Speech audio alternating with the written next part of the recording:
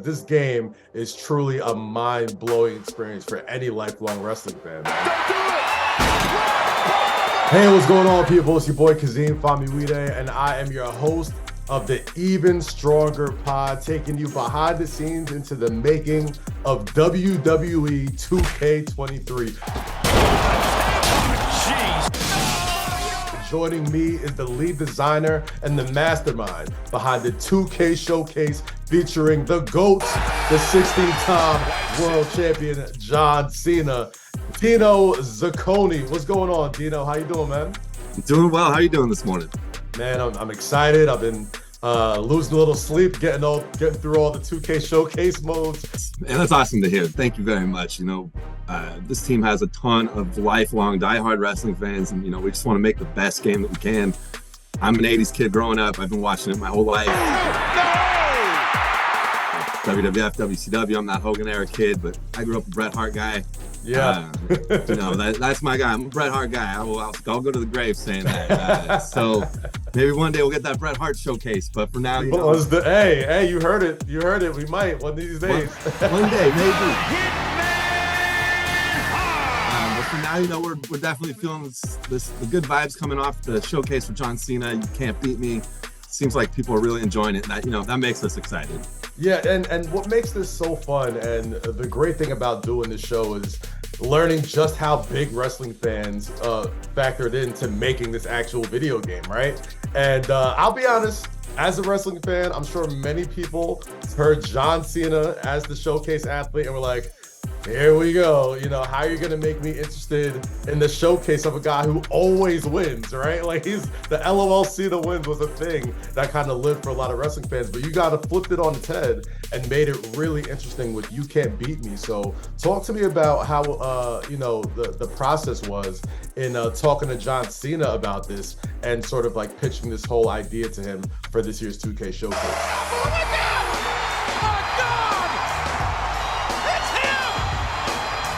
Sure. So, first we had this concept. We wanted to do another John Cena showcase. We're coming up on 20 years with him. It seemed like the perfect time for an anniversary celebration. And so when we're thinking about that, I was here on 2K15 when we had the other John Cena showcase. And so I wanted to make sure that this was differentiated a bit.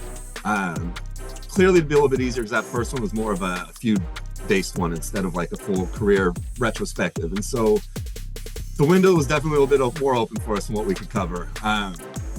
And then we were just kind of talking about themes, and he's got a ton of catchphrases. Never give up is one of them. And so, how do you make never give up sound like something that matters? It's we've said this a bunch now. It's easy when you're winning all the time to tell everyone else, oh, don't give up. You're going to be okay. But when it's that guy himself having to put that into practice, I think it means more. It hits a little bit better.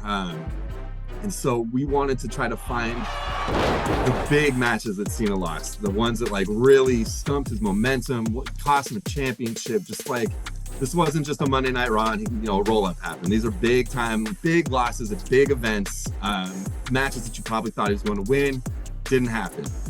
So we wanted to lean into that. And then you're always worried that they're going to think you're making fun of them, that you're not a fan, that you're So we wanted to make sure that Cena understood that, like, look, man, we are big fans. I'm a huge John Cena fan. I have them right here.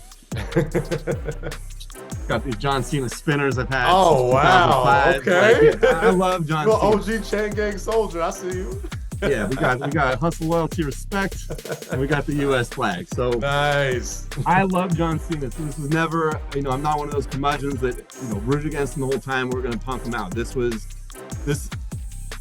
almost to get those people onto his side. Like, look, man, John Cena struggled, and John Cena went through a ton to get where he was at.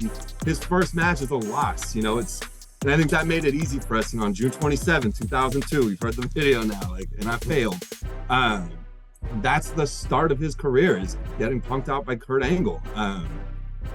So we just wanted to kind of take you through those beats where it's not just you go through and you win every match. It's these important moments in Cena's career, and it also helps showcase kind of turn into more of a big boss battle mode. So, which was something I wanted last year, and I don't I think we kind of hit it, but I think Cena just makes a better big bad boss where you're going to come into the toughest dude of the last 20 years repeatedly. Kind of like, we have the Elden Ring hype this last year. People are really digging these difficult boss battle games. And so I think Showcase kind of has that going for it, where we can just set this up to be, this is the toughest guy. This isn't a warm-up match. This is huge. This is it. And I think with Cena, we couldn't have asked for a better guy to just tell the fans, good luck. Do your best. And it came out incredible, and it's been an incredible experience. Now, talking about the matches that you had to go through to pick for each one of these showcase modes, you started off with a very popular pick, ECW One Night Stand, Rob Van Dam against John Cena. And I'm sitting there trying to figure out, because I'm an impatient person, I'm trying to get to the game. And as I'm getting to the game, I lost. And obviously, any wrestling fans who remembers that match remember seeing the sign, if Cena wins, we riot, right? So Cena beat me. So I'm sitting there waiting, and I'm like, are they really gonna riot?